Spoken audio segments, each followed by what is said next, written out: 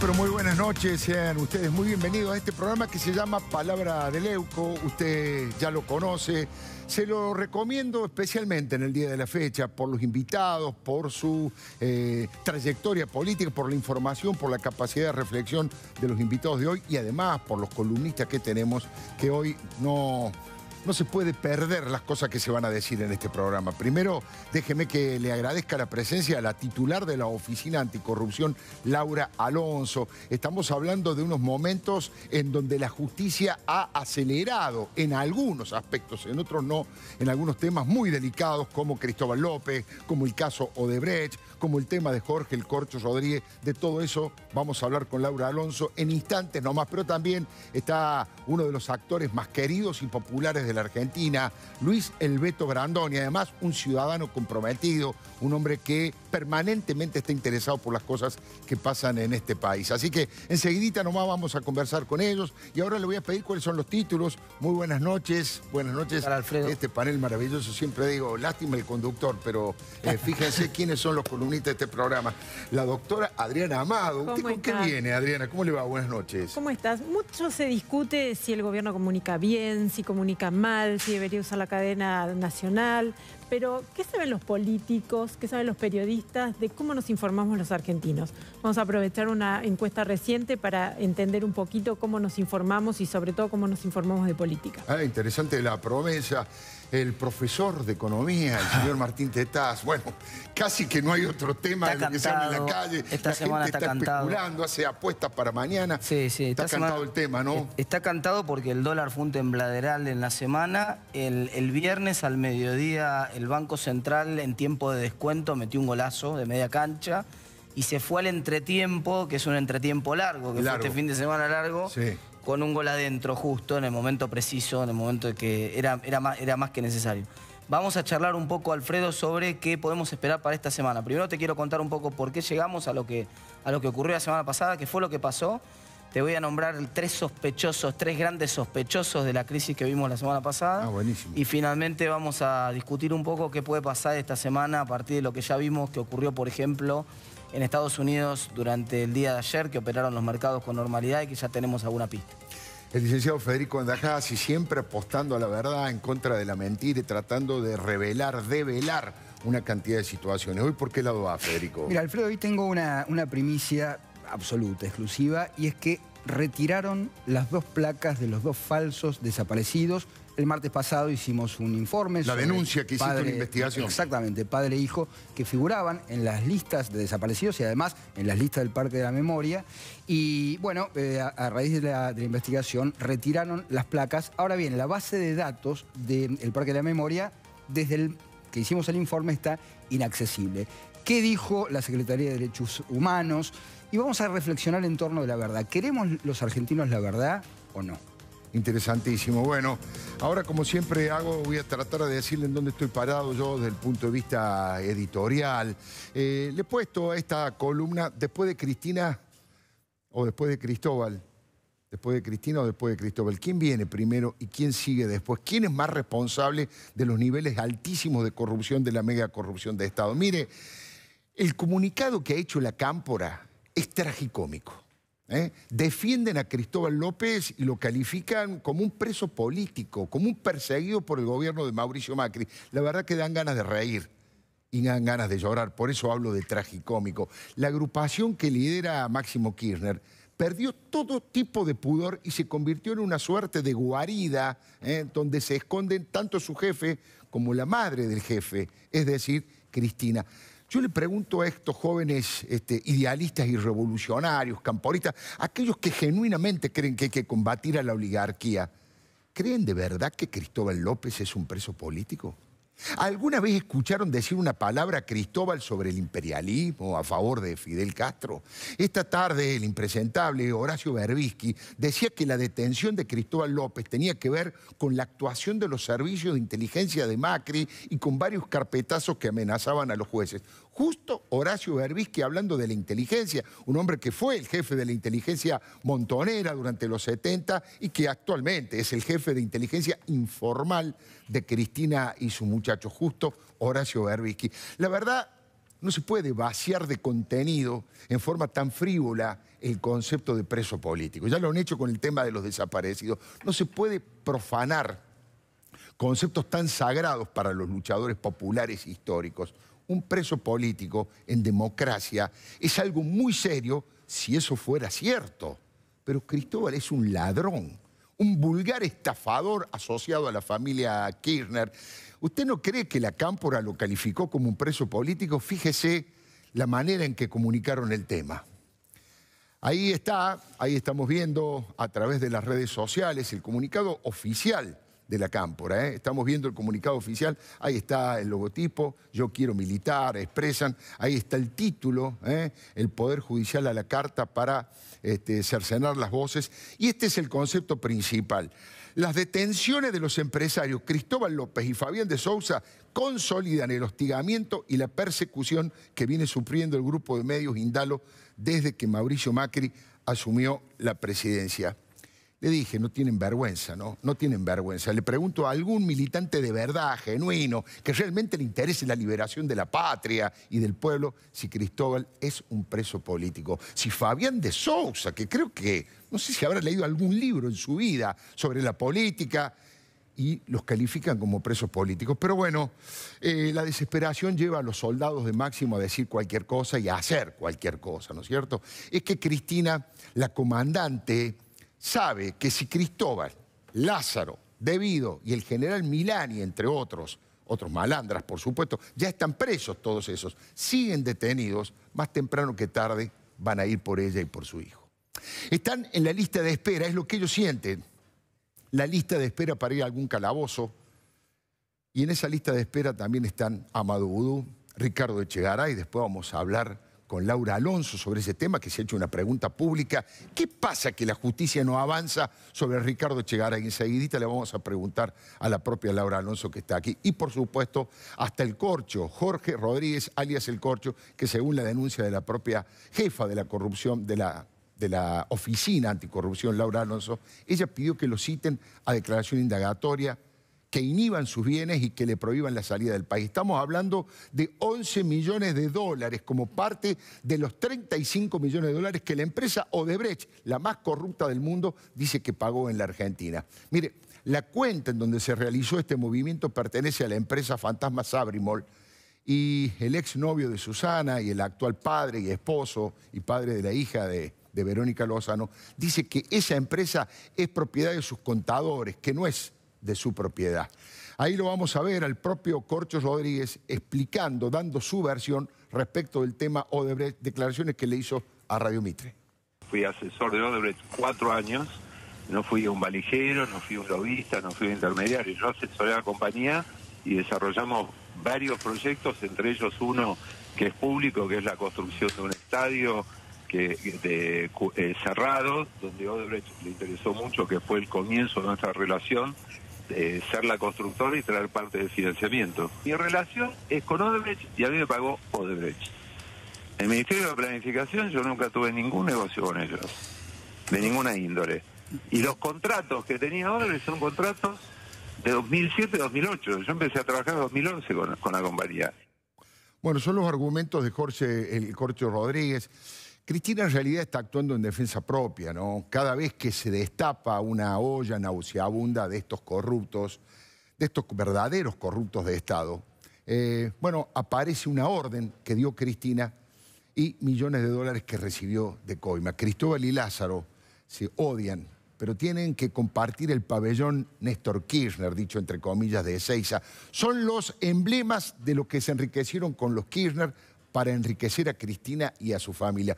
Pronto van a tener que ir juntos a indagatoria por el tema del lavado de dinero. Lázaro ya sabe que la justicia resolvió que se quede un año más en la prisión preventiva. Cristóbal regresó a la cárcel, según él, estuvo secuestrado. Y como dice el doctor Luis Juez, y como ha dicho mi compañero de radio, Rolo Villar, si estuvo secuestrado y salió, quiere decir que pagó rescate.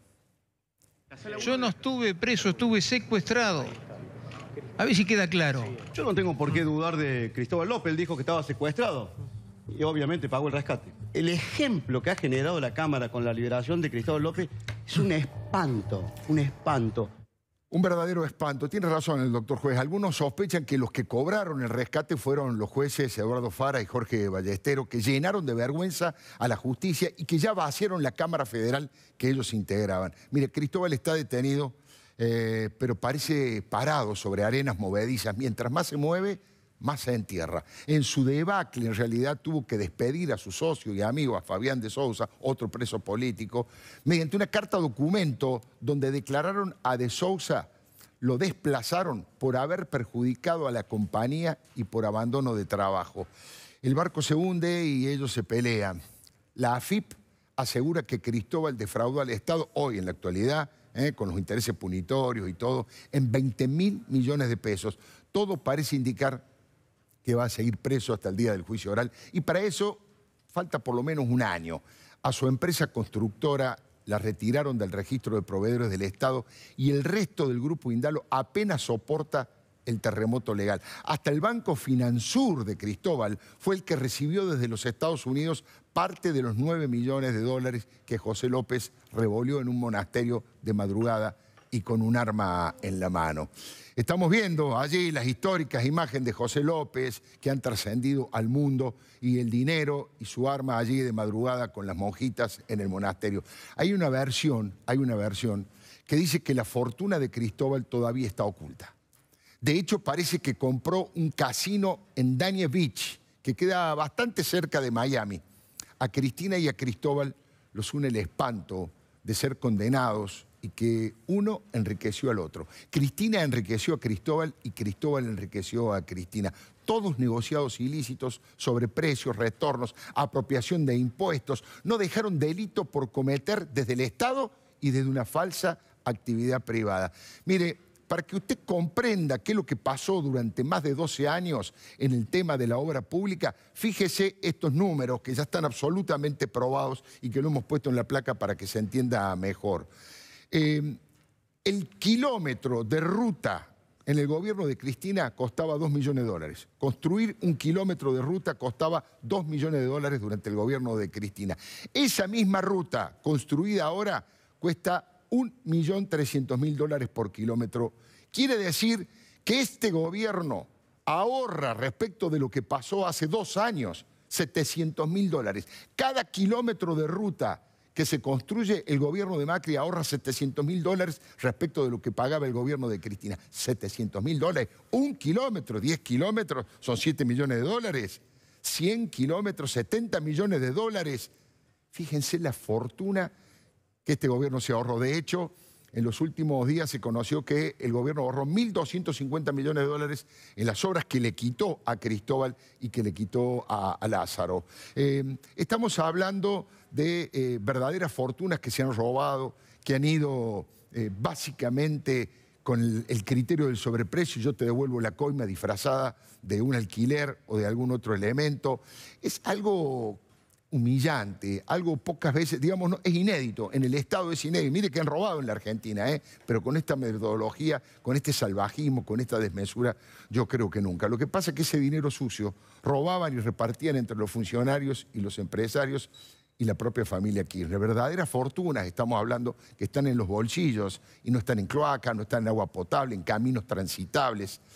Para los jueces que enviaron nuevamente a la cárcel a Cristóbal y a de Sousa, ambos actuaron en connivencia con Ricardo Echegaray y el ex titular de la AFIP. Ahí lo estamos viendo a Ricardo Echegaray, uno de los ejes fundamentales de todo lo que ha ocurrido, que todavía sigue en libertad. Mire, Laura Alonso se preguntó, ¿qué pasa que nadie toca a Echegaray? El juez Julián Ercolini lo tiene procesado por esta causa. Y los doctores Gustavo Hornos y Eduardo Rigi retomaron la carátula anterior y sin duda calificaron el delito como administración fraudulenta agravada y no una simple evasión impositiva.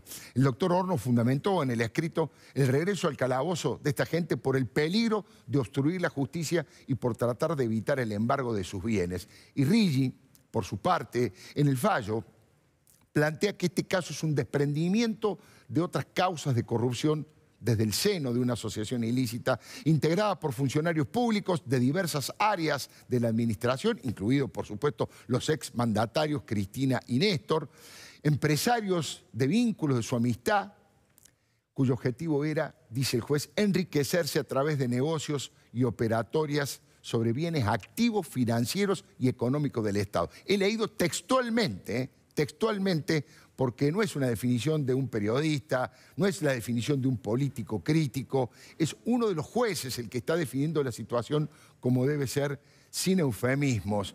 Nadie olvida a aquel Néstor Kirchner mentiroso que prometía traje a raya para los evasores. Ese equilibrio fiscal tan importante deberá asentarse sobre dos pilares: gasto controlado e eficientes e impuestos que premien la inversión y la creación de empleo y que recaiga allí donde hay una real capacidad contributiva.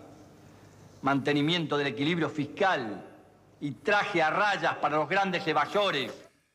Lo que dio realmente vergüenza fue la inmoralidad, la vergüenza ajena del gran papelón que hizo Víctor Hugo Morales, ¿no? El día de su regreso a C5N, uno de los medios que compró precisamente Cristóbal con el dinero de los impuestos al combustible que retuvieron pero que no le pagaron al Estado. En la jerga de los medios es conocido el canal como Cristina 5 Néstor, así se lo conoce. Pobre Víctor Hugo, ¿no? Tuvo la primicia de la detención de su patrón y tuvo que poner la cara para defender lo indefendible. Miles de sapos se tuvo que tragar. Bueno, por supuesto que todos estos personajes están expectantes, lo único que les interesa es poner trabas en la rueda, palos en la rueda de este gobierno.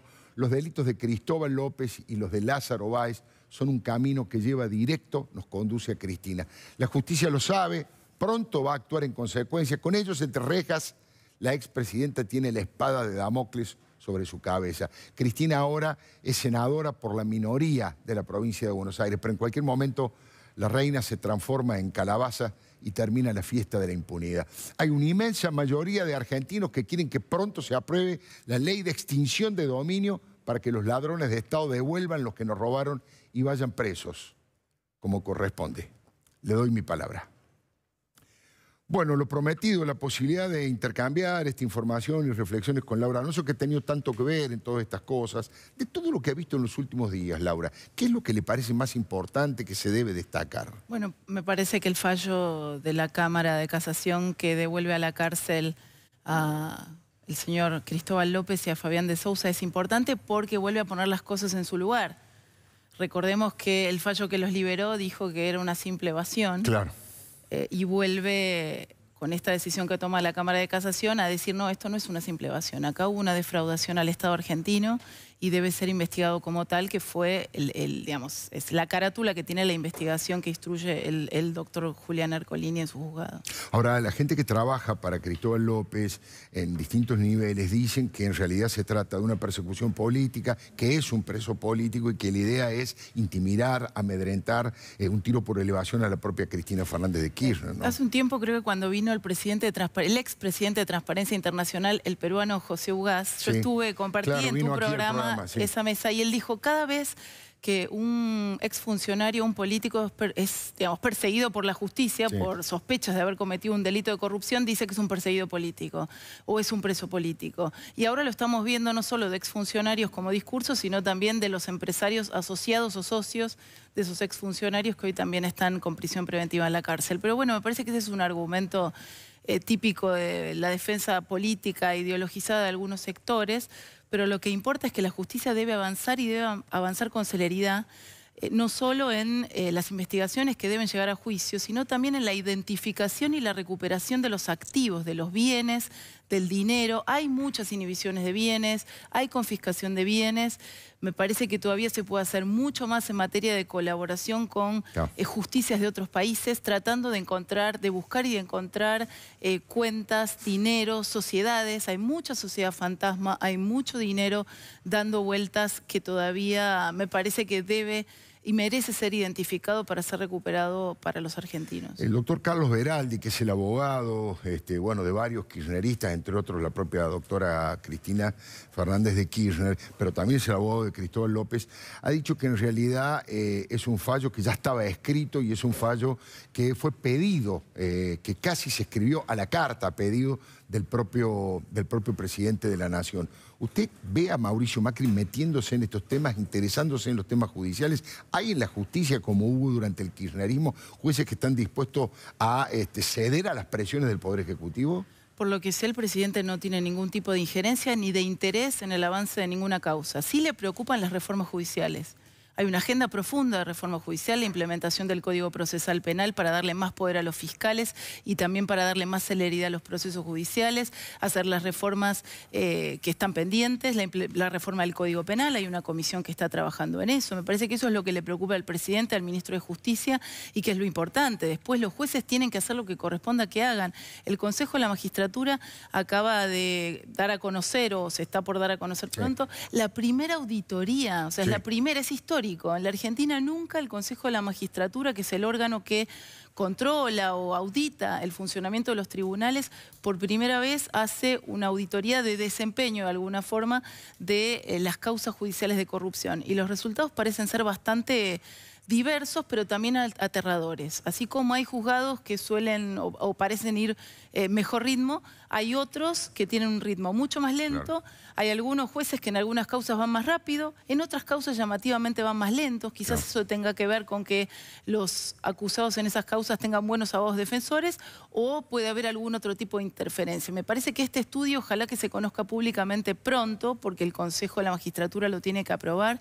Va a ser un insumo importante también, no solo para las reformas judiciales que se necesitan, sino para evaluar el desempeño de los magistrados, que me parece que es el punto fundamental. Saber dónde estamos parados para ir haciendo las correcciones que hagan falta, pero tener un diagnóstico lo más preciso posible. Sí, y que los jueces también sepan, como los legisladores, como los funcionarios públicos, que están bajo la observación no solo de la ciudadanía, y eso está muy bien, sino también de otros órganos que están para controlarlos, como el Consejo de la Magistratura. O sea, da la sensación de que hay personas que cuando llegan, no todos, no todos, algunos jueces llegan a esos lugares y sienten que pueden hacer lo que quieren, total nadie los está mirando. Por eso creo que esta auditoría es importante ver sus resultados y también que el Consejo de la Magistratura adopte esta metodología de auditar fueros, tipos de causas y desempeño de los magistrados sistemáticamente. O sea, no es algo que pasa ahora y no va a pasar más. Claro, por supuesto. Debería que lo hagan suceder para siempre. Periódicamente. Para que todos los jueces sepan de que hay una mirada fuerte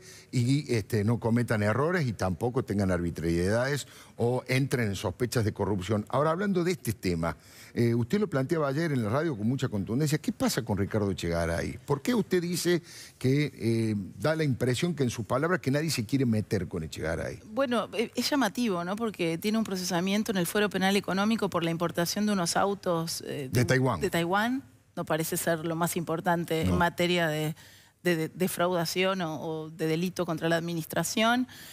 La causa que él tiene por enriquecimiento ilícito ha estado avanzando muy lentamente. Nosotros hace unas 2 semanas hemos hecho una presentación pidiéndole al juez que investigue a una persona de nombre Paula Guerra, que nosotros entendemos que podría ser una testaferro de Echegaray. Sin embargo, esa es una causa que todavía le falta mucho, digamos, que tendría que estar en una tonalidad mucho más avanzada y uno la ve muy, muy lenta, con una pericia que fue terriblemente lenta, muy, muy compleja. Incluso la defensa de Echegaray intentó por todas las vías correr a los peritos oficiales, contadoras de la Oficina Anticorrupción. Tuvimos que recurrir a la Cámara para que fueran digamos, aceptadas oficialmente. Él ha hecho todo lo que ha podido, incluso me ha denunciado. Yo todavía tengo una demanda que ha iniciado contra mí y contra 2 empleados de la oficina, Ricardo Echegaray, pero hay causas, por ejemplo la causa de Chicone. Después de la declaración de Alejandro Van den Broele, nosotros hemos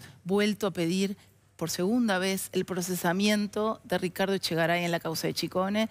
Esperamos que el fiscal de la causa de Ilelo y el juez tome nota de este segundo pedido, ya que el primer pedido la Cámara Federal le dio la razón a la Oficina Anticorrupción y pasaron por lo menos unos 6 o 7 meses sin que se moviera una sola coma respecto Ricardo Echegaray en esta causa. Incluso la Oficina Anticorrupción ha pedido el procesamiento de Jorge Brito en la causa de Chicone, quien ha sido sindicado por Van den Broele ante el tribunal oral. Ya no estamos hablando de Van den Broele ante el fiscal, sino ante un tribunal oral de haber sido el financista de la maniobra para la toma de la imprenta Chicone. Ahora, hay algo que me parece sumamente preocupante respecto de estos temas. Está bien, yo creo que hay, Ricardo Echegaray goza de cierta impunidad en determinadas situaciones. Si uno se pone a pensar, se sospecha que él, con el nivel de información que tiene de jueces, de periodistas, de los propios empresarios, tal vez ahí esté la presión, como si él dijera: ojo con tocarme a mí, que los mando preso a todos. O sea, yo tengo la información de todos ustedes. ¿Usted cree que eso es posible? ¿Que él se haya llevado información muy calificada y caliente de la AFIP? Bueno, por lo que estamos viendo, dentro de la AFIP se acaba de desmantelar una unidad, digamos, ilegal que vendía y filtraba información sobre contribuyentes. Eso existía de antes, no es que apareció ahora, no, con lo cual seguramente, no puedo corroborarlo, pero seguramente alguien debía saber que esto sucedía adentro de la AFIP. También sabemos que desde la propia excomandancia de la AFIP, por parte de Ricardo Echegaray, se ha perseguido funcionarios de carrera de AFIP, como Jaime Mesikoski, que acaba de ser sobreseído en una causa que fue denunciado por el denunciador Rodolfo Tailade, que también me ha denunciado a mí, que también ha denunciado al presidente, a Germán Garabano, todas denuncias falsas, que lo que han hecho de alguna forma es... Alfonso Pagay también hicieron una denuncia falsa. Pero en el caso de Mesikoski, yo lo quiero resaltar, porque es un funcionario de carrera, no es un político, no es una persona con fueros, es un profesional que ha trabajado años en AFIP, y ellos se encargaron durante mucho tiempo de tratar de cerrarle la boca, y se termina comprobando en la justicia que plantaron pruebas en la computadora de su esposa, sufrió allanamientos. O sea, estamos hablando de este tipo de personas. Hay veces que nos olvidamos con las noticias de todos los días de lo que era la Argentina hace 2 años y medio atrás. Una actuación mafiosa. O hace 3 o hace 4 años. Empleados de un organismo público de carrera perseguidos por sus propios jefes. De cualquier forma, utilizando la justicia, utilizando patotas, utilizando la propia AFIP para amedrentar o para filtrar información. Eso fue la AFIP de Ricardo Echegaray. Un eje central del sistema de corrupción o del mecanismo de corrupción que durante 12 años instauró Néstor Kirchner y que avaló Cristina Kirchner por 8 años. Ahora, ¿y usted de qué le acusa de Echegaray? ¿De qué le inició una causa? ¿Por qué tema? Creo que es por abuso de autoridad o mal desempeño, pero en realidad, o por persecución, una cosa así, pero la verdad que él tiene muchas causas y solo la Oficina Anticorrupción lo querella en 2. Nada más no tenemos, no tenemos animosidad contra Ricardo Echegaray ni contra ningún exfuncionario. Sí entender que dentro de esa pirámide de corrupción él tenía un rol clave. Y la verdad es que no, digamos, yo creo que él está jugando al limbo judicial. O al limbo procesal, que es ese lugar donde te pones, donde o no te procesan, o no te elevan a juicio, o estás imputado, te citaron en indagatoria, pero la situación no funciona. Y en algún momento prescribe. Y está muy bien defendido Ricardo Echegaray. Tiene muy buenos abogados defensores que conocen los tribunales, que conocen Comodoro Pi, que tienen mucho prestigio. El doctor Carlos Arlañán es uno de sus abogados defensores. Entonces, me parece que aquí es donde la defensa del Estado y de los intereses del Estado y de todos los argentinos tiene que hacerse muy fuerte respecto a estas personas que conocen las triquiñuelas del sistema, que saben dónde esconderse y esperar que el tiempo pase para que la prescripción o la violación del plazo razonable les termine garantizando la impunidad. Y yo creo que este es uno de esos casos, ¿no? De ese personaje que se está tratando de acomodarse en ese lugar que es el limbo procesal. ¿Qué pasa con Corcho Rodríguez, digamos? ¿Cuál es el rol? Nosotros recién explicamos cuál era más o menos de las cuestiones por las que se lo acusa, pero él dice que él empezó a trabajar para Odebrecht después que se hicieron esos pagos. Él dice que la empresa no tenía nada que ver con él, que era de sus contadores. ¿Usted qué información tiene, Laura? Que la causa que lleva adelante el doctor Casanelo, que hizo un exhorto a Uruguay, ha llegado información de Uruguay, información oficial. ¿Ah, sí? Sí, no estamos hablando ni de papeles sueltos, ni de arrepentidos, el gobierno ni de uruguayo, la justicia uruguaya informó oficialmente. Uruguay ha informado en la causa judicial sobre esta sociedad fantasma llamada Sabrimol. La Oficina Anticorrupción el año pasado le tomó declaración a Carlos Dentone, un contador que figuraba como director de esta sociedad. En esa sociedad aparece en un momento, entre escrituras que van y vienen, en 2013 o 2014, el contador / socio de Jorge Rodríguez, el señor Gandini. Digo, socio, porque además es socio en sociedades comerciales en la Argentina, de Jorge Rodríguez. En esa cuenta a través de uno de los cambistas de Odebrecht, se depositaron 11 millones de dólares, casi un tercio de las coimas que Odebrecht admitió haber pagado a funcionarios argentinos.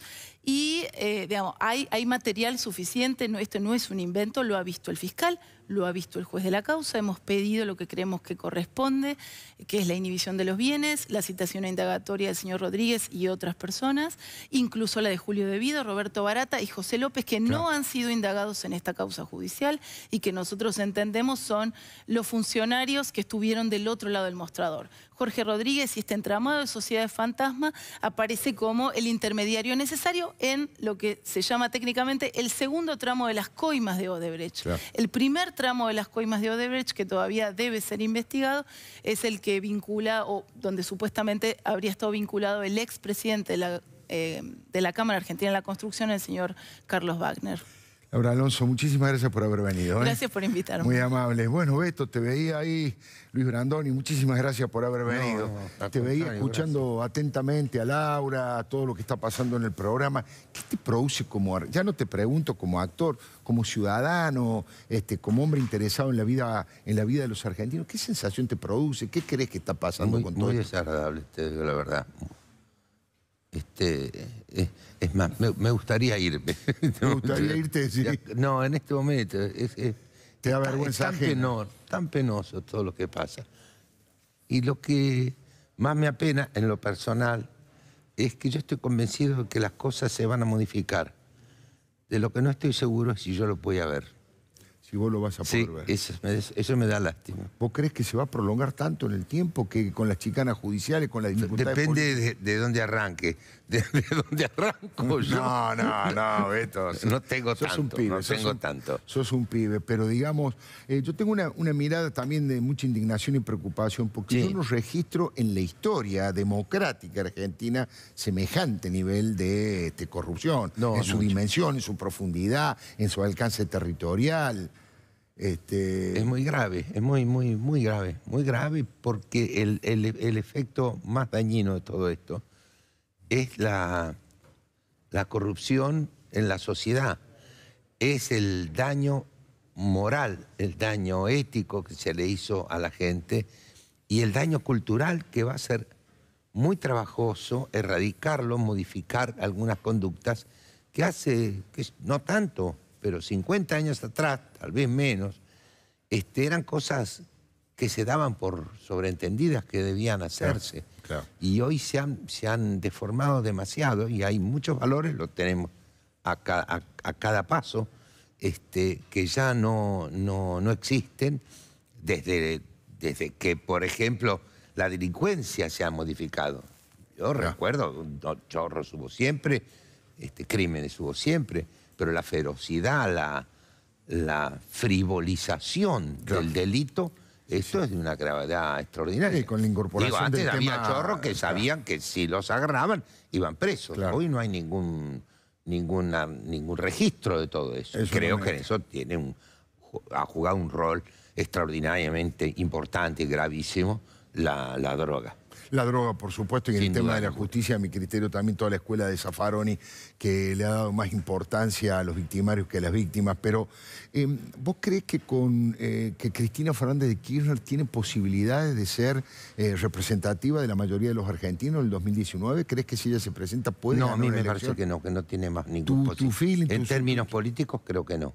No, ya lo he demostrado. Van 3 elecciones seguidas que pierde. De modo que es muy difícil que pueda recuperarse. Yo lo que sí aspiro es que se recupere el Partido Justicialista. Eso sí aspiro, que ocurra cuanto antes, que se puedan constituir en un partido con vocación democrática. Esto es importante para la democracia. De modo que, en fin, yo también en eso confío, en que hay alguna gente que están en condiciones de propiciar un cambio de esa naturaleza.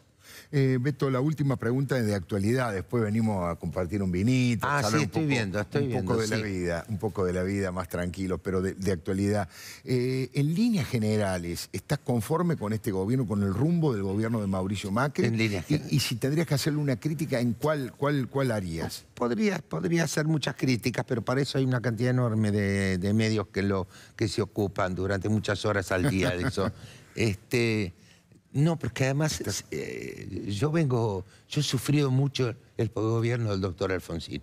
Claro. Lo he padecido enormemente. Claro. Y eso a mí me ha marcado para el resto de mis días.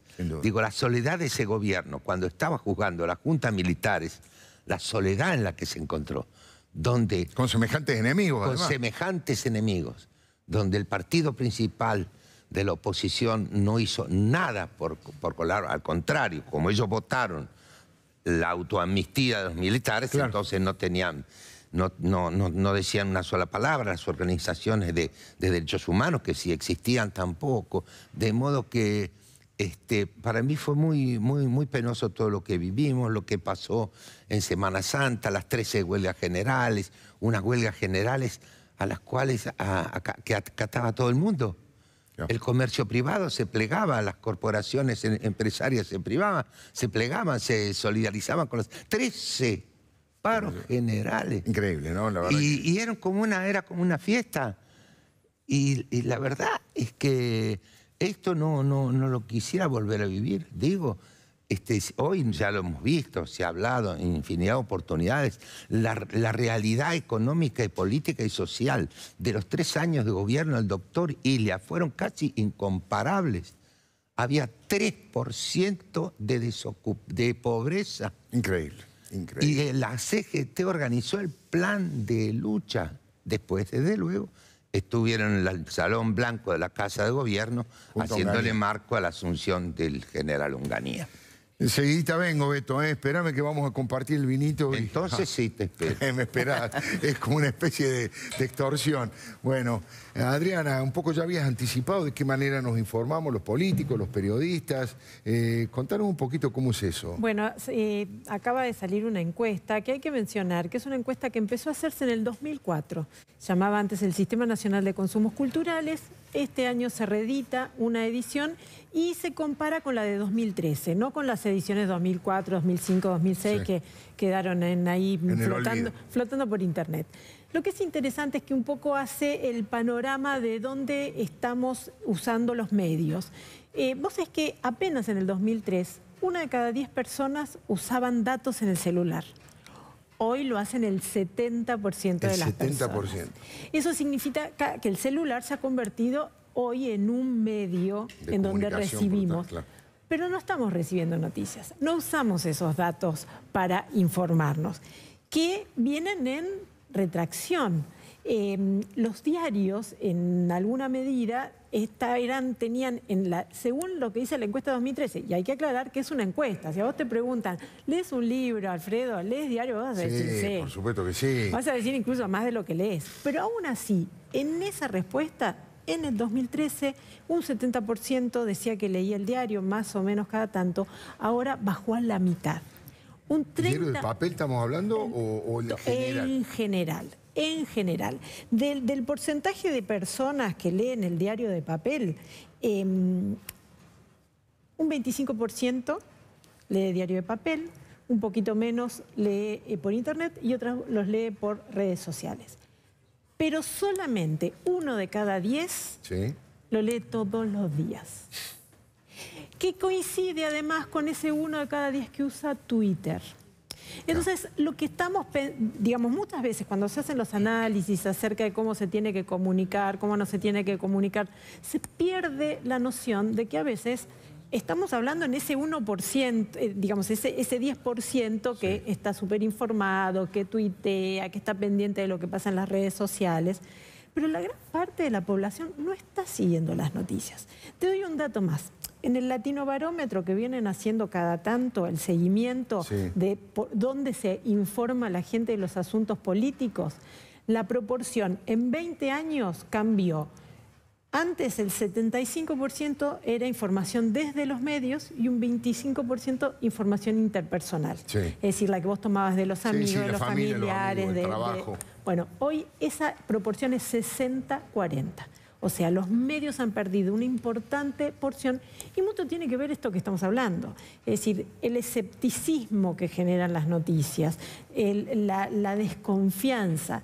De hecho, una encuesta que hace Edelman de confianza en las instituciones y que preguntó en todo el mundo, bueno, qué personaje o qué institución le confía. Cayeron todos desde el año de 2016 al 2017, que son los datos disponibles, excepto la persona como yo. Es decir, el ciudadano así mismo merece más confianza y eso te explica por qué hace 3 meses Facebook le dijo a los medios, señores, no publiquen más acá porque me están espantando los usuarios. Digo, es interesante para pensar qué está pasando porque la política y los periodistas están sufriendo la misma falta de desconfianza. Quizás porque uno informa todo el tiempo del otro, es que están en esta burbuja y la ciudadanía está mirando para otro lado. Y además hay no sé qué decís vos, Martín, pero hay como una sensación de una crítica general al gobierno de Macri por su incapacidad o por su mala capacidad para comunicar en varios temas. No sé si en el tema económico o querés ir por otro lado, pero yo estaba pensando cómo se comunicó el tema de las tarifas con Mauricio Macri en ese spot ahí parado en Vaca Muerta. Era como un spot publicitario medio armado. Yo no sé si eso, Alejandro Boreste decía este fin de semana, no lo vio nadie, Sí. Ahí lo estamos viendo un poquito para que sepan. ¿Vos crees que el tema económico, por lo menos el gobierno comunica bien? Mira, hay dos cosas que son ciertas. La primera es que yo creo que la comunicación del gobierno no es buena, pero también lo que es cierto es que, como dice Durán Barba, y ahora está confirmando Adriana con los datos que está dando, ¿no? No pares. No, disculpame. Pero realmente, digamos, estamos en una burbuja y fíjate lo que pasó el año pasado. El año pasado nosotros creíamos que era una realidad en la calle y cuando aparecieron los resultados de las elecciones todos nos sorprendimos. Y no pasa solamente acá. Sí. Pasó con Trump en Estados Unidos, pasó con el Brexit, Sí, hay un montón de fenómenos que están ocurriendo por debajo. Que sorprenden a los presuntamente sorprenden informados. A los medios, sorprenden a lo que sería el círculo rojo ampliado, para volver al lenguaje de Durán Barba. Y me parece que efectivamente dio en la tecla Adri con ese tema. Mira, es muy curioso. Estaba escuchando con mucha atención lo que decían ambos. Estamos en un momento de transición que no sabemos muy bien para dónde va a ir. Pero vos fíjate qué curioso. Vos mencionabas a Facebook. Pero Zuckerberg, cuando quiso que su palabra llegara a la mayor cantidad de gente posible, ¿qué hizo? ¿Publicó en Facebook? No usó su propio medio. Usó un medio británico, un diario papel, para ¿Pero ahí buscaba cantidad o buscaba confiabilidad? No buscaba que se enterara todo el mundo. Buscaba comunicar al grupo que está más ofendido con lo que pasa en Facebook, que son los grandes medios tradicionales. Bueno. Entonces, como, digamos, tomalo como un gesto de buena voluntad de Zuckerberg a los medios, pero no fue para que llegara a la mayoría de la gente, porque ¿sabes qué? La mayor parte de los usuarios de Facebook no le importa nada lo que pasó con Cambridge Analytica, no le importa, ni sabe quién es Zuckerberg. Sí, los más perjudicados han sido los medios. Y tampoco le interesa demasiado a la gente que se los espíe, porque en general la gente no tiene muchas cosas para ocultar.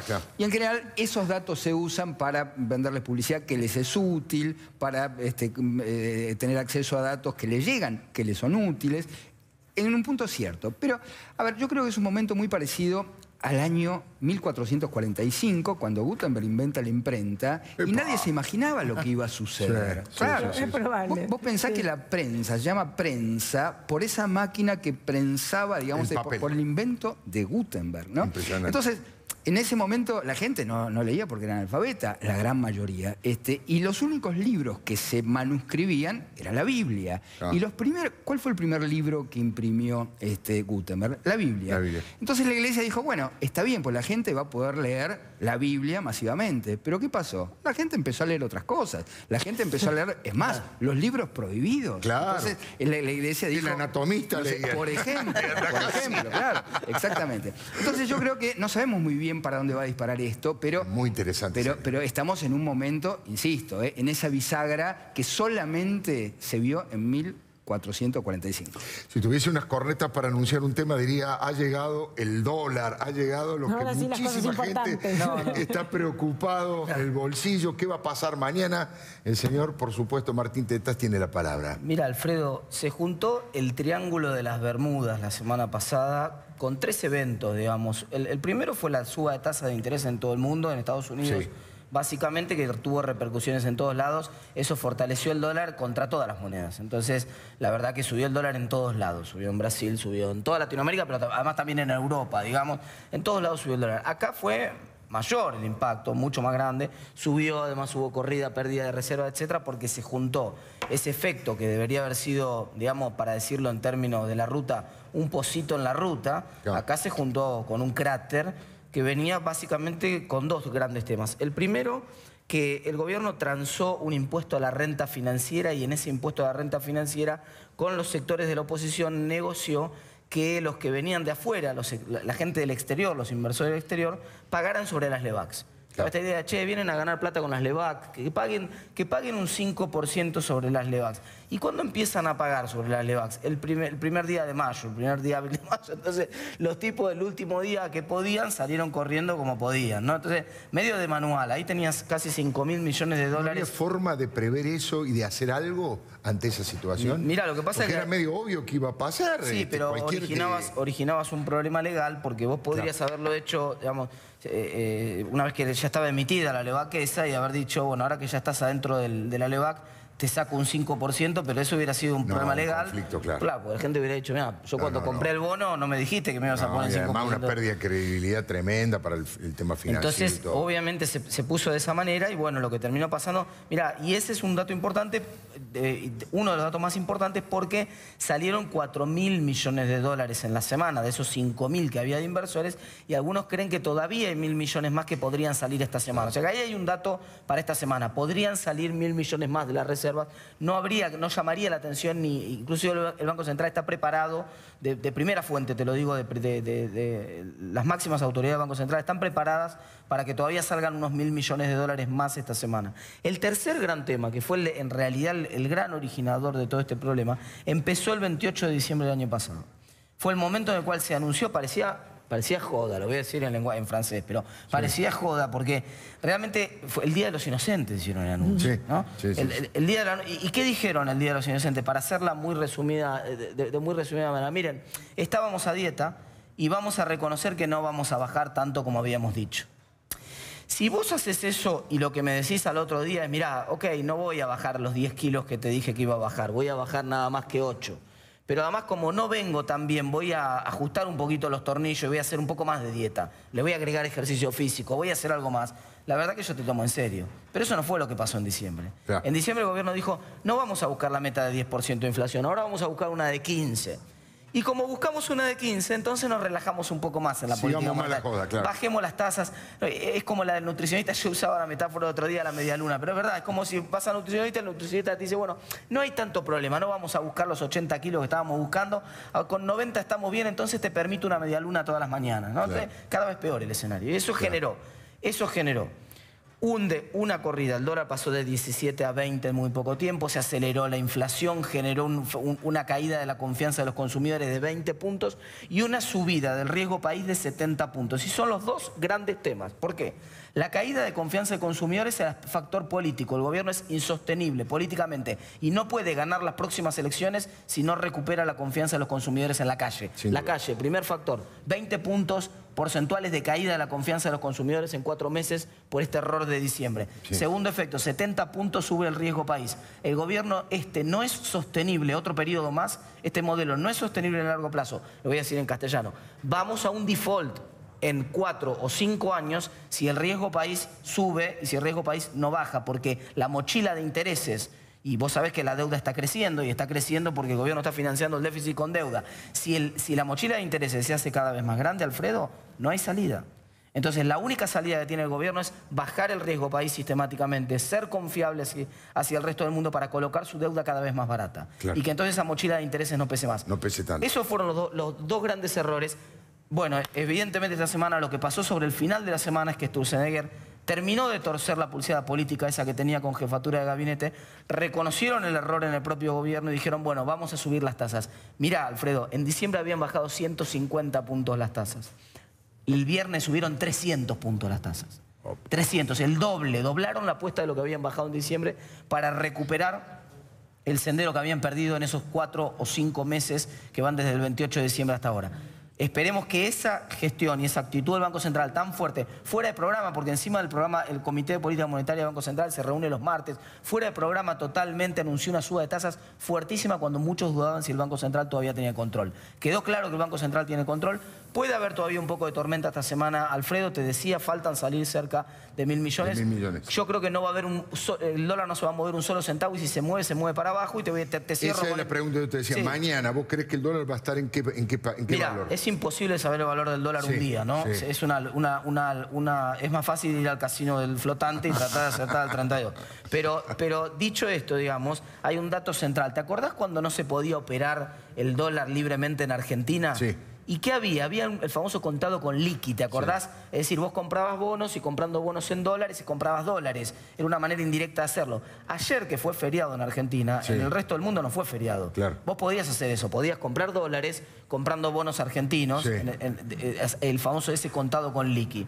Ayer el contado con liqui bajó en el mundo. O sea, básicamente, para traducir al castellano algo técnico, lo que quiere decir es que aparentemente el sector financiero le creyó fuertemente a la decisión del Banco Central de subir las tasas y eso le quita muchísima presión al dólar. No debería haber novedades con el dólar en términos de suba del dólar, al contrario, yo espero un dólar estable en esta semana y en lo sucesivo, te diría un dólar bastante más estable de lo que esperaba a principio de año y lo que sí puede haber es todavía un poco más de salida de reservas hasta cerca de 1.000 millones de dólares en el resto de la semana. O sea que se viene una situación de mayor calma. No vamos a decir el valor de estabilidad ni el precio. De estabilidad y le va a llevar al gobierno 6 meses más retomar la confianza, recuperar la confianza de los consumidores, recuperar la confianza de que baje el riesgo país en los mercados internacionales y que la inflación empiece a derrumbarse efectivamente en Argentina después de la suba que tuvo, porque vamos a decirlo en criollo, los funcionarios, esto también pasa y tiene que ver con esta cuestión de la poca credibilidad de las instituciones y el gobierno. Los funcionarios recorrían los canales diciéndole a la gente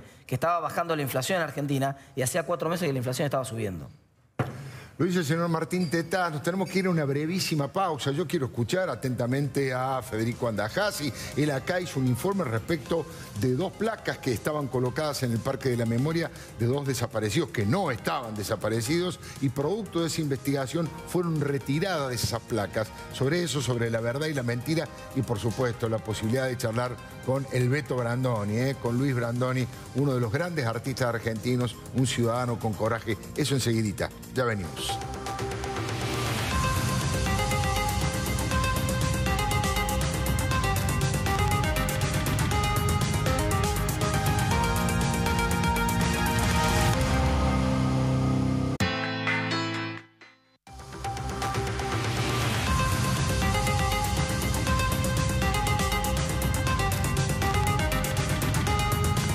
Bueno, lo prometido, en el programa pasado Federico Andajasi, producto de su investigación, tuvo un logro importantísimo en un tema tan delicado para este país, para cualquier país, como son los desaparecidos. Sí, Alfredo, efectivamente fueron retiradas 2 placas de 2 falsos desaparecidos y fueron, presumo, también sacadas de las listas del Parque de la Memoria.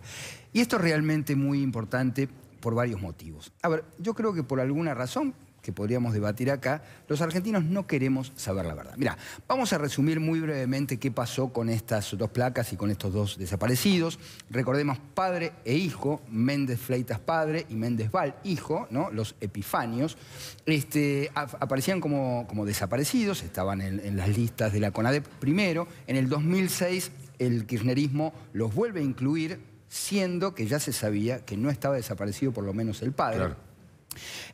Ahí hubo una mentira orquestada.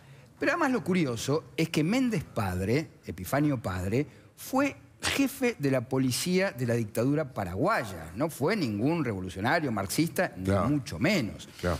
Bien, de Stroessner, digamos, en la época de Stroessner. Y además él colaboró para entronar a Stroessner en Paraguay. Sí. Bueno, en el año, después él fue director además del Banco Central de Paraguay, lo denuncian por corrupción, se escapa a la Argentina y acá viene con su familia. Sí. En el 77, cae preso el hijo, Epifanio, hijo. Se dice que el padre lo va a buscar a la comisaría y queda también detenido, pero esto no hay constancia.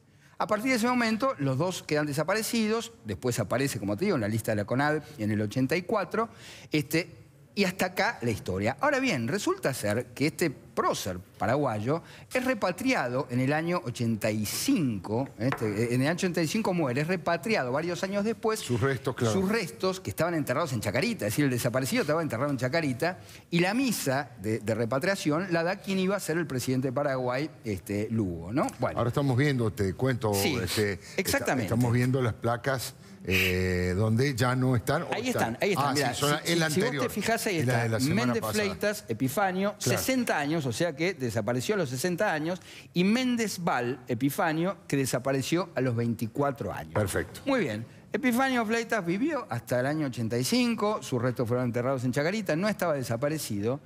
Y Epifanio Méndez Val, si te interesa saber el pensamiento de él, no tenés más que sintonizar la radio y lo escuchás porque tiene un programa de radio actualmente.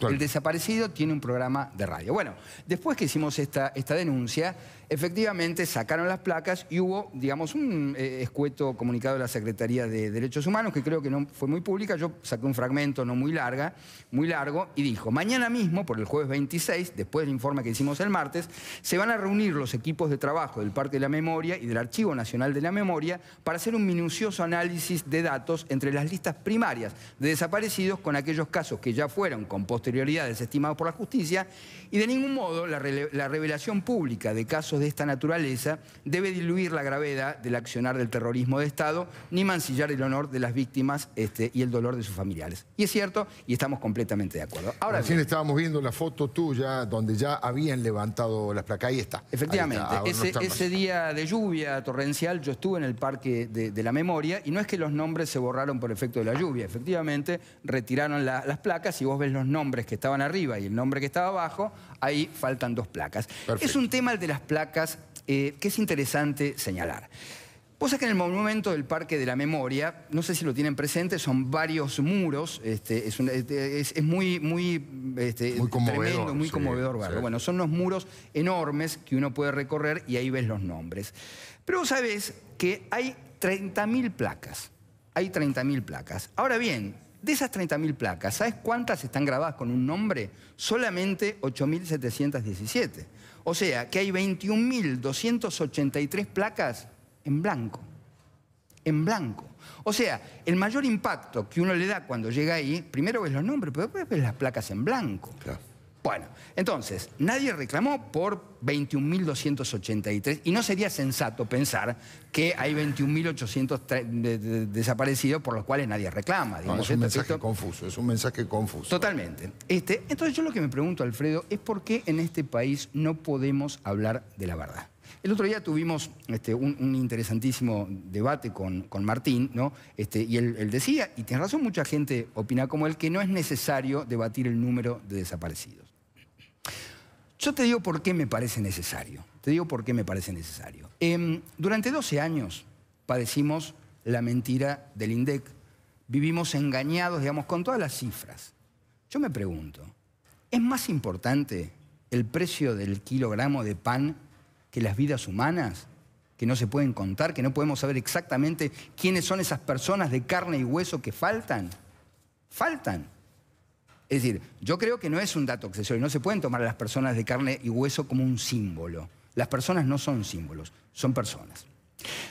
Pero además, Alfredo, vivimos en la mentira, y yo digo que hasta que este país no se sincere en todos los aspectos, porque no podemos hablar de economía desvinculado del resto de lo que sucede en la Argentina. Hay acá un problema sistémico en este país, es un problema sistémico. ¿Por qué la economía falla? Bueno, porque falla varias cosas, ¿no? Y yo creo que este gobierno debería atender el problema sistémicamente, y este problema tiene que ver con la verdad. Mientras este país hunda sus bases en el fango de la mentira, no hay posibilidad. No hay posibilidad en la economía, no había posibilidad con el INDEC. Y además, a ver, durante la dictadura, ¿qué reclamábamos todos nosotros? La verdad. Sí, por supuesto. La verdad. Verdad, justicia y condena y castigo. Exactamente. Ese era en los argumentos principales y el lema principal de todos los organismos de derechos humanos. Decía muy sabiamente el Beto Brandoni que el peronismo, digamos, en aquellas primeras elecciones, cuando se recuperó la democracia, propiciaba una amnistía. La autoamnistía, claro. Una amnistía. Digamos, es decir, no quiso mover la autoamnistía militar. No quería saber la verdad. No quería saber la verdad. Afortunadamente ganó Raúl Alfonsín, se iniciaron los procesos militares, hubo un intento, los procesos a los militares, hubo un intento por conocer la verdad, se hizo la CONADEP, que fue un intento titánico en ese momento, con los militares que estaban acechando, que estaban presionando, acordate del lanzamiento de los Carapintadas, fue un momento durísimo y muy difícil, a pesar de lo cual, digamos, se siguió adelante avanzando en la verdad. El trabajo de la CONADEP es heroico. Es heroico. Ahora bien, las presiones después fueron muy fuertes y otra vez nos encontramos con la mentira y con las leyes de obediencia debida y punto final. Eso fue un intento de silenciar la verdad. Pero después con Menem, lo decíamos con Beto fuera de cámara, vinieron los indultos. Menem indultó una cantidad enorme de militares, pero también indultó guerrilleros que estaban siendo juzgados. ¿Por qué no podemos saber esa verdad? Porque también se dijo, durante mucho tiempo, y durante 12 años, que esas organizaciones armadas había que endiosarlas. ¿Había que endiosarlas? Me pregunto yo, ¿había que endiosarlas? Entonces, otra vez, la verdad, el problema de la verdad. Y durante todos estos años padecimos ese gran tema, digo, desde el gobierno militar, pasando por la recuperación de la democracia, hasta estos 12 años del kirchnerismo en los que vivimos en la mentira absoluta. Nos cuesta encontrarnos definitivamente con la verdad. Y hasta que esto no suceda, va a ser muy difícil sacar al país de este problema. No sé si alguien quiere agregar o una mirada, darle un matiz a lo que dice Fede. Yo tengo una mirada, pero dale nomás a ver. Yo lo quería relacionar con lo que planteaba, ¿no? Que creo que, no sé si es una cuestión de verdad, porque la verdad también la impone la autoridad. Entonces, no es que no hemos tenido verdad, hemos tenido un montón de verdades. Me preguntaba qué parte de eso tiene que ver con esta falta de confianza en las instituciones, en la información, y como que hay que hacer como un trabajo previo, ¿no? De reconstruir ese lazo de confianza más allá de sacar nuevamente banderas de mi verdad o de que cada vez que asume un gobierno tenga una verdad que es absoluta y que además derriba siempre las anteriores. O sea, es que, bueno, obviamente como periodista, el motor que nos mueve a los periodistas es la búsqueda de la verdad. Si somos periodistas honestos, profesionales, independientes, nuestro motor es la búsqueda de la verdad. Pero si querés lo voy a ver desde lo ideológico, y bien desde el extremo ideológico, desde el Che Guevara y desde Cuba.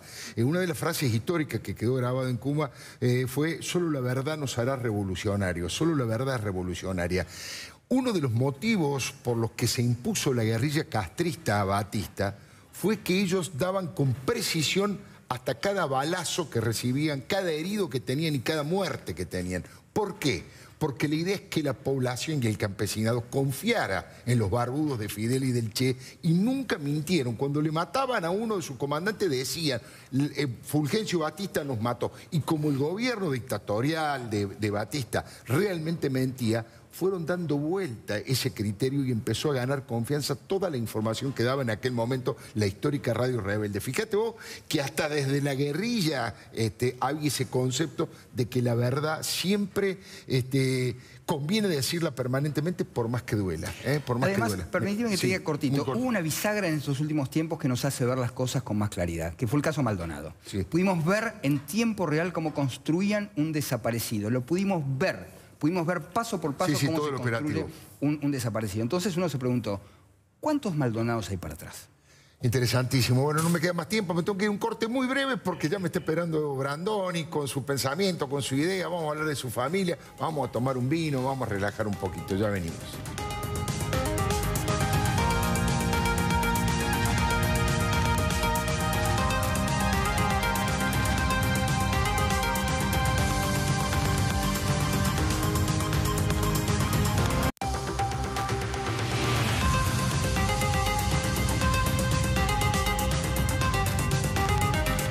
Bueno, lo prometido, la posibilidad de conversar un rato en forma más distendida con el Beto Brandoni. Vamos a bajar un poquitito la luz, vamos a tomar un vinito, tanto que te he prometido este vino maravilloso de la familia Vicentín, no sé lo que sea. Son vinos de alta gama, Beto, y qué menos para brindar con vos. ¿Por qué querés brindar, Beto? Por la vida. Por la vida. Sí. Vamos a brindar por eso se dice salud. Salud. Que es lo más importante. Lo más importante. Por la vida. Gracias por venir, Beto. Gracias por la invitación. Siempre me gusta tratar de indagar cómo ha influido en la vida de las personas los padres, ¿no? Hay una fotografía que están tus viejos, creo que también están tus tíos en esa fotografía. Y la pregunta es, ¿cómo era tu infancia? ¿A qué se dedicaban tus viejos? ¿Cómo fueron tus primeros recuerdos? Ahí estamos viendo la foto. Ah, sí, yo la veo acá. Ah, la ves, sí. Perfecto. Ahí está. Desde la izquierda hacia la derecha está mi mamá, Luisa, mi tío Elías Pejanovich, mi tía Idolina. Idolina. Sí. Y don José Domingo Brandoni. José Domingo Brandoni, qué maravilla. Fue una hermosa infancia la mía. Fui de los más chicos. Mi familia materna eran 6 hermanas mujeres. Y todos tuvieron hijos. Pero yo fui el más chico de los primos. El anteúltimo, después vino Ana María, que fue la más chica de todos. Pero yo viví una infancia muy feliz en el Dock Sur, muy feliz. Mis padres eran de una familia de clase media. Yo nací en 1940, en un barrio pobre como era el Dock Sur, un barrio obrero. Me eduqué en la escuela pública y me formaron mucho, me marcaron para siempre los valores, la familia, el valor de la mesa, por ejemplo. Mi padre era un empleado del Banco de Italia, Río de la Plata, que era un banco muy importante en la Argentina. Ser bancario era el segundo banco del país, después del Banco Nación. Claro. De modo que él estaba orgulloso de esto. Después pasó a ser secretario de un señor que se llamaba Juan Balbi, que era el presidente del Banco de Italia, Río de la Plata, y de muchas otras empresas. Y mi mamá, como me pasó alguna vez, cuando tuve que empezar a llenar algunos formularios, que decían nombre del padre, nombre de la madre, profesión. Le digo, mamá, ¿qué pongo? Y dice, ama de casa. Ama de casa. Lógico.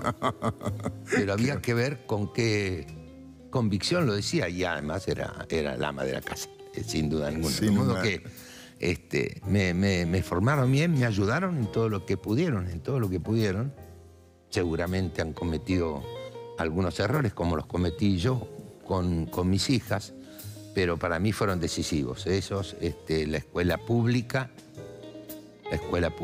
tanto la primaria como la secundaria. ¿Política había en tu casa? ¿Tus viejos tenían una mirada? No les interesaba. Había, en mi casa no había una militancia.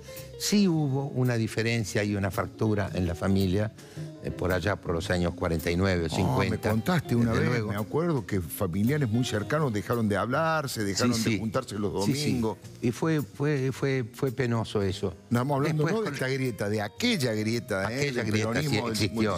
Claro, sí existió. Claro. De todos modos, el tiempo fue resolviendo en gran parte esas diferencias y esos distanciamientos, que para mí era muy doloroso porque yo tenía la imagen de esa mesa grande el día de la Navidad, el mediodía, de toda la familia, pero eso se resolvió después. Y bueno, y en definitiva después el conservatorio, que terminó de formarme como hombre y como profesional. Le voy a pedir la foto número 3, no la 2, la foto número 3, porque bueno, me parece que tiene un valor muy especial en la vida de todos y por supuesto en la vida de Beto. Esos son mis nietos. Qué linda foto. Esos son mis nietos, que ya no están así. ¿Hace cuántos años tiene esa foto, más o menos? ¿Cuántos años tiene esa foto? ¿Cuánto se sacó? 11 años, 11 más o menos, 11. ¿Y qué ha sido ser abuelo? ¿Qué tipo de abuelo has sido? Los nietos que te ven en la tele, te ven en el cine, sos un personaje... No, a eso no le llama la atención. No le llama la atención, no. No, me parece que he sido un buen abuelo, por supuesto, de las mayores, de Olivia y de Catalina, me ocupé un poco más. Sobre todo de Olivia, que fue la primera, que fue la preferida primera nieta, que me dio esa alegría. Hoy es una profesional, hoy es administradora de empresa y contadora pública nacional a los 25 años de edad. Es nuestro orgullo. Y Catalina es una avanzada alumna de la Facultad de Ingeniería. Está Macarena, que ya tiene 16 años, y Tommy, que hoy está más alto que yo. Así que tiene unos cuantos años esa foto. Unos cuantos años. El rol de abuelo de Beto Brandoni. Ahora pero me han hecho muy felices, me han rejuvenecido a los nietos, ¿sabes? Te han hecho bien, por supuesto. Mucha gente lo niega, no quiere ser abuelo, dice que eso lo hace. Por favor, es una felicidad, una bendición de la vida. ¿Usted está esperando? Que no. Yo por ahora eso lo dejo en manos de Diego, digamos. No, ya lo sé, que pero está esperando, va a ver que es extraordinario. Es una felicidad grande, no tengo ninguna duda. Lo he visto con mi hermana y lo he visto, por supuesto, con mis viejos. La foto número 6 es un amigo que hemos perdido, que compartíamos, que era Pepe Liayev, uno de los amigos. Para mí, el periodista de radio más grande que tuvo la Argentina, ¿no? ¿Verdad? Yo lo he visto. En radio, para mí, Pepe fue el número 1 de la historia, en radio. Tengo en el mundo del gráfico por ahí Tomás Eloy Martínez, son preferencias. Seguro. Pero Pepe fue en lo que más amo, que es la radio, para mí fue un número 1. ¿Qué significó para vos? ¿Cómo te relacionabas con él? Él te adoraba, tenía una relación con vos maravillosa. Sí, éramos muy... Primero, digamos quiénes están. Está José Coan, de izquierda a derecha, Pepe, mi amigo de toda la vida, Vittorio Garbati, y yo. Estamos ahí en mi casa. Ahí está. Ahí se ve bien. Fue un gran amigo, Pepe, un gran amigo. Fue muy doloroso perderlo, ¿sabes? A mí me dejó un vacío, como dice el tango, imposible de llenar. Porque teníamos además nuestras charlas entrañables, íntimas, afectuosas. Teníamos algunas diferencias, pero las afinidades y el cariño y el respeto estaban por sobre todas las cosas. Fue una pérdida enorme. Y tengo la certeza, Alfredo, que para el público también fue una pérdida Pepe Liayev. No tenga ninguna duda. Para el público fue una gran pérdida. Así que estos son mis amigos. Tus amigos, una pérdida enorme la de Pepe para los argentinos y por supuesto la pérdida del doctor Alfonsín, sin lugar a dudas, sin lugar a dudas. Recuerdo, no olvidaré jamás que el día que falleció hicimos el programa juntos, nosotros estábamos al aire, en vivo, con Jesús Rodríguez, con Nacho López y bueno, ahí todos explicamos lo que significaba la pérdida de Alfonsín. Yo quiero hablar de esta foto, que tiene unas... Esta foto que estás con Alfonsín, sí. Y además, ¿quién está ahí? Porque un día fui a verlo al despacho y le dije, mire, doctor, entre unos cuantos días va a cumplir 80 años Osvaldo Pugliese. Le digo que es un prócer popular. Sin duda. Usted lo querría, pero como no, por supuesto que sí. De manera que este es el día. Y yo lo fui a buscar a la puerta de la Casa de Gobierno. Vino don Osvaldo con Lidia, con su mujer, y lo fui llevando hasta el primer piso, hasta el despacho. Y en ese trayecto bastante largo, de pronto lo escucho decir: es la primera vez en mi vida que voy a ver un presidente de la República. Qué va. El día que cumplía 80 años. Aquí está, lo recibe el presidente. Ahí está Carlos Gorostiza, que era el secretario de Cultura. Un rato más tarde apareció en la reunión Cecilio Madanes, que era el director del Teatro Colón. Y fue en esa reunión, muy agradable, por cierto, a mí me conmueve profundamente. Seguro. Ahí se decidió que finalmente, como decía su mamá primero y después su hinchada, Osvaldo iba a llegar al Colón. Al Colón y a la Casa de Gobierno. Y digamos, por supuesto, para quienes son muy jóvenes, que Osvaldo Pugliese no era precisamente radical, era un hombre histórico, afiliado al Partido Comunista, un hombre pero muy querido popularmente. Era un hombre adorado, era un ángel. Adorado por todos los gremios y por todos los tangueros. Beto, una vez más brindo con vos, te agradezco muchísimo. Salud, que hayas venido. Está viniendo de un viaje a México, le fue muy bien, por supuesto, creo que no ganaron un premio, pero... No, pero ha sido un reconocimiento para todos, para los premios Platino. Un gallo para Esculapio. Hemos participado en una iniciativa valiosa que es una comunidad iberoamericana de cine y de televisión, que creo que va a traer algunos buenos resultados. Sobre todo que nos aprendan a ver los latinoamericanos, que nos veamos entre nosotros. Entre nosotros, sin lugar a dudas. El vino se llama Arrogante, pero si hay algo que no es Luis Brandoni, es arrogante. Es todo lo contrario. Un segundito y ya venimos, ¿eh? Arrogante. Bueno. Arrogante es una maravilla. Ahora están poniendo nombres raros.